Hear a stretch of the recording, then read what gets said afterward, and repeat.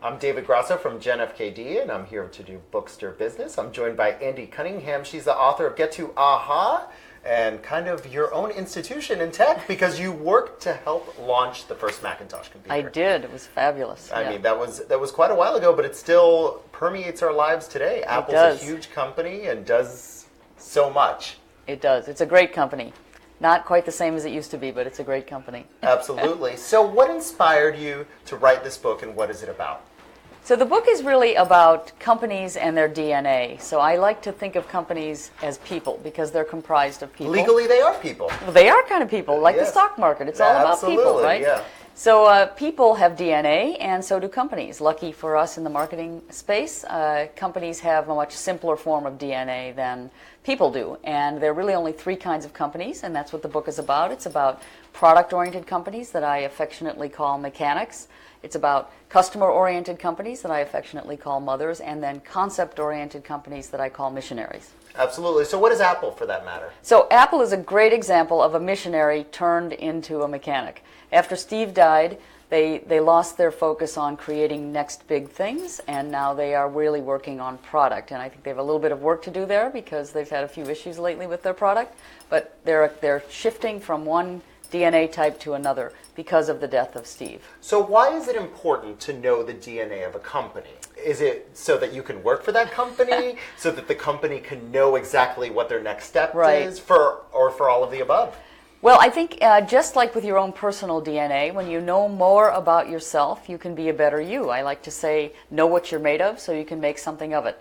And so that's true with companies. And today, in today's world, and with the millennial generation, being authentic with who you are and how you market yourself is absolutely critical for success. So that's the first thing. And the second thing is, if you want to think of it this way, you can match your own personal DNA to the company that you want to go work for and make sure that you're working for a company that is consistent with yourself. Okay, so let's say I'm a square, I'm a mechanic type. What type of company would I want to go for? So I think you would want to work for a product-oriented company, a company like Microsoft, a company like Oracle, companies that really focus very, very much on their product and the features of those Oracle, products. the biggest company no one's ever heard of. Yes, but they're behind everything. They are, and they're incredibly successful, and they make great products. But no one knows about them. But no one, that's true. So that's a consumer-oriented company.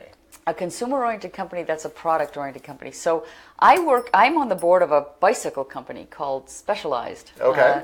You guys may have heard of those guys, and they are also a mechanic company. They are very, very focused on the product. They like to build the very best bicycle they possibly can, and it's all about what they're doing with the product. So that's a consumer company that focuses on product. So how about missionaries? So missionaries, I love missionary companies because they are really trying to change. What is at the heart for? They're trying to change behavior, human behavior on a fundamental level. So like Apple did, Apple changed behavior. FedEx is a great example of a company that changed behavior on a fundamental level. Tesla, another great example. Uber? Uber is not. No, Uber is actually a mechanic. They are. They were not the first, or you don't have to be the first, but they are not really changing behavior on a fundamental level because that had already happened before Uber got into business. What they are really concerned with is mass. They're concerned with selling their service to the largest number of people possible, and they're successful at that. They have a few other issues, but they're very successful with that. So how does knowing your own DNA and knowing a company's DNA help? Like, if you know who you are. Like, I know I'm very outgoing, I love talking, I love interviewing people, I probably drove you insane even before we turned the camera on. No, you're great. But what type of company would be good for me then? So I don't know you that well, but I would surmise that you are very concerned with your customers or the people that you spend time with, and that you care about the experience that they have with you and your show. In fact, as we had some technical difficulties, you were constantly apologizing to me all the way through. Of course. Well, I don't want to sit here awkwardly playing with my non-Apple phone. Oh, right. Yeah. Right. But you didn't say, "Hey, it's just a technical difficulty. We'll get to it later." You were very concerned about how I was feeling about it, and that would suggest to me that you are a customer-oriented person, and I would call you a mother. Hopefully that doesn't offend you. So one of our questions from our audience is, obviously you knew Steve Jobs, you know, the legend. And the question is, what was one of the most special moments you ever had with Steve Jobs? Wow. So I've had many, many special moments with Steve Jobs. I'll talk about one that was really interesting. So Steve actually hired and fired me probably 5 times over the course of 5 or 6 years. Wow, kind of a roller coaster relationship. A roller coaster relationship, on again, off again. And the first time he fired me, I was of course devastated, as you would be if you're getting fired. And he basically said to me, "I don't like the work you're doing. Go away. I'm done with you." And I said, "Steve, you owe me $35,000, which is a lot of money, and was a really lot of money back then."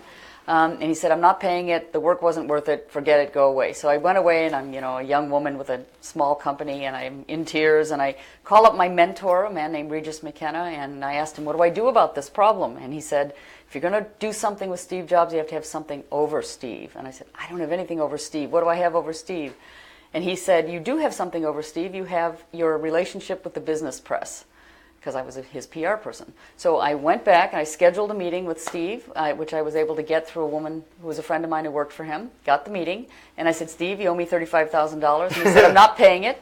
And I said, "Look, Steve, right now I get about 30 to 40 phone calls a week asking me, from business press people, asking me what kind of a guy you are to work with." And you know what I tell him, Steve?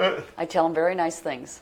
He wrote me a check within 30 seconds. So funny enough, you said you got the meeting with Steve Jobs through a woman. I correct? did. That's right. That's exactly right. And His CFO was a woman. Exactly, and that relates exactly to our next question from the audience.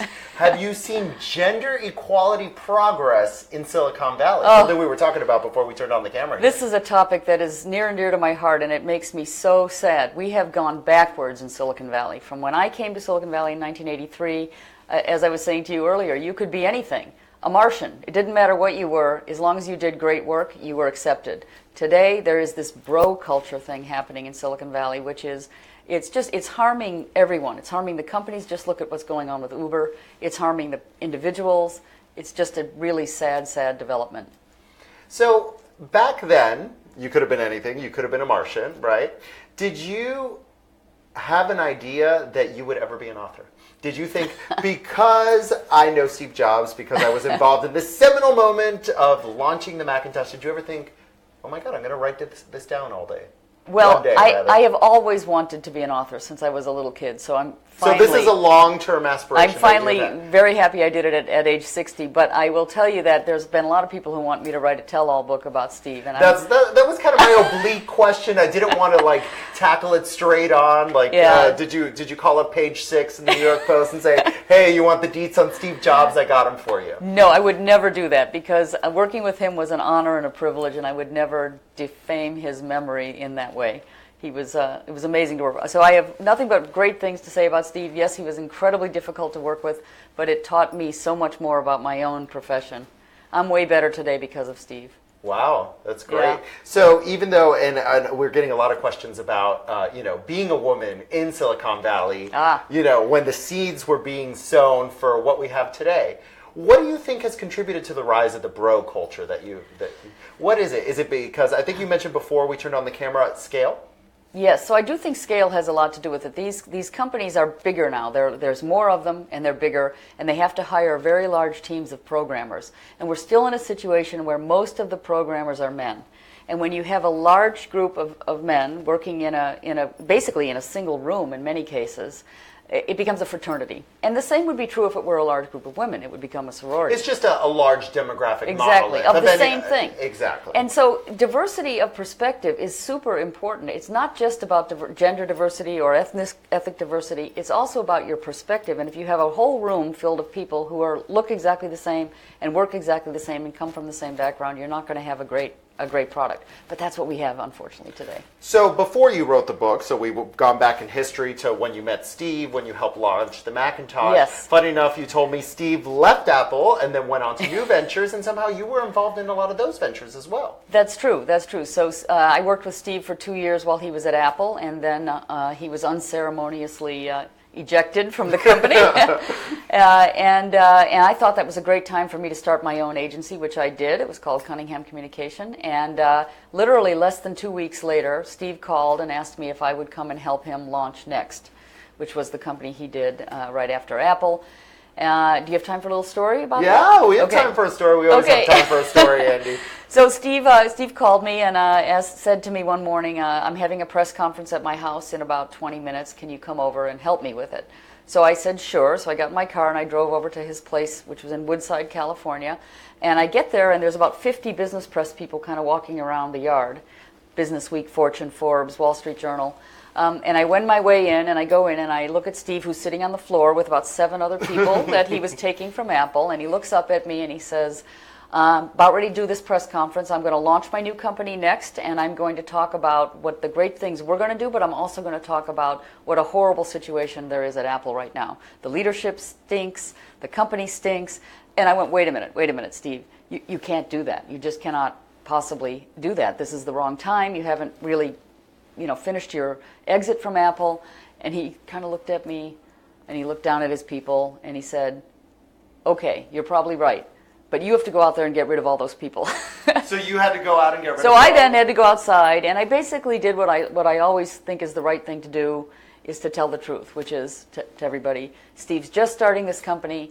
It's too early for him to do a press conference. You all know Steve, you know me, you know that as soon as he's ready, we'll bring you back and we'll have a press conference. That, ladies and gentlemen, is exactly what you tell journalists when you don't have anything to tell them. Exactly. You promise them something in the future. So our next question actually relates to something you said. Was there a product or software you knew was terrible that got released to market anyway? In my whole career? Yeah. Yes. There was a company that I worked for about probably 7 or 8 years ago that actually was a product that the CEO said it was one thing and it was not that at all. And he was trying to market it as this thing that it wasn't, and it was. I don't think I want to say what product it is, but that happens a lot when CEOs believe that something is true and it actually isn't true underneath the ground. So that was a very uncomfortable situation. Okay, we got 2 more questions here. Have you read Ellen Powell's Reset? I have not.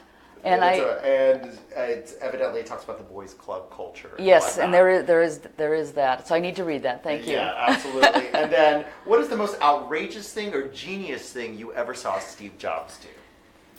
Boy, Steve Jobs did 10 outrageous and ingenious things every single day. So I have to tell you. But the most amazing thing, and if you saw the Steve Jobs movie, there's a character in there who plays me. Really? Yeah, I'm the other Andy. So there's the Andy Hertzfeld who did all the programming, and then there's me, I'm the other Andy. And a woman named Sarah Snook plays me in the movie. But the most amazing thing that Steve ever did is go backstage and say to the other Andy, I want this thing to talk. I want Macintosh to talk when we launch this computer. And by God, Andy Hertzfeld made it happen. Wow, you mean that voice that we've all come familiar with? I remember when the Mac started talking. Yep, that was a big deal in elementary school. It did, and Macintosh said hello right in front of everybody at the launch at De Anza Center. And it floored everyone. It floored everyone, especially those of us who knew what was actually really going on. So, a little bit about your book. Some audience questions we're getting. Okay, what great. type of research did you do? What type of planning did you engage in? How did you get this book off the ground? You told me it took about 18 months to do? It did take about 18 months to do. So I basically just used the work that I'd been doing for the previous 10 years with clients. So I reverse engineered the process I go through when I help companies position themselves for the marketplace, and then I reverse engineered it step by step by step, and then built a forward process to take companies through to do it. But it starts with figuring out who you are as a company, and then there are 5 or 6 other steps that you need to take. But it's a process. Positioning is a process. It's the answer to 2 important questions in business and in personal life. Who are you and why do you matter? If you can answer those, you've successfully positioned yourself. And that's really the crux of the book. That's the crux of the book. Absolutely. So I always ask authors, because it takes an extreme amount of discipline and research and planning in order to get a book off the ground. What advice do you have for budding authors? Wow, you have to just do it. It's a discipline thing. It requires several hours a day of actually just sitting down and writing it and doing it. And that's what I did. And it took me 30 years to get that discipline in order to be able to do it. So great question. Absolutely. And you want to know what's funny? We're out of time, but before I leave you, about 80% of people say just do it. Just do it. All entrepreneurs, which you are, and all authors right. that I've ever interviewed, the most common response is just do it. Wow. So you heard it here, ladies and gentlemen. Just do it. Just do it. Andy, thank you so much for joining us. Thank you, David. It was a pleasure to be here. Yeah, absolutely. And we'll be back next week.